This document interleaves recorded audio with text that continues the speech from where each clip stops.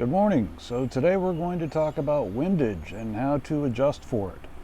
It's going to be a little bit different since there won't be a gun involved in this video, but I'm going to try and do my best to kind of describe my process for dealing with wind when shooting field target.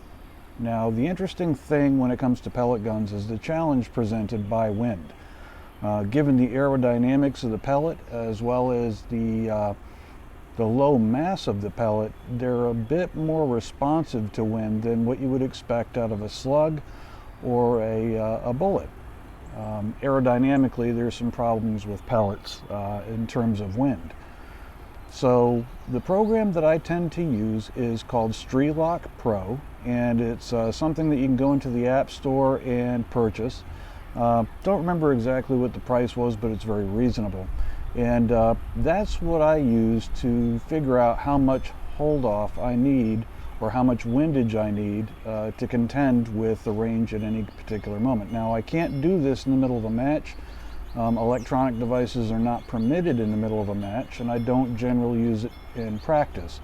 But the interesting thing is I can plug in different numbers, different humidity, different temperatures, different wind, and see how that affects the pellet in the app, just as part of the exploration and learning process.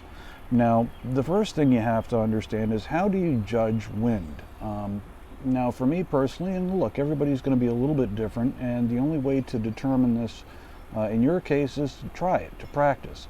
But generally speaking, if I can feel the wind on my cheek or on my skin, but I don't see anything moving down range, generally speaking, I'm going to assume that that's 5 miles an hour or less. Now, if I'm looking down range and I see leaves on trees start moving, at that point that's going to be between 5 and 10 miles an hour, and if the limb itself is being moved around, that's going to be 10 to 15 generally.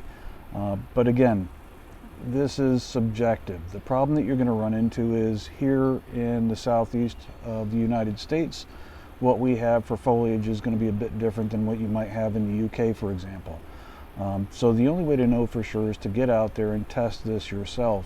And that Strelok app is going to tell you exactly where to put your mil dot to hold off for different wind, and you can confirm what you're guesstimating the wind to be by taking shots and holding off what Strelok is indicating.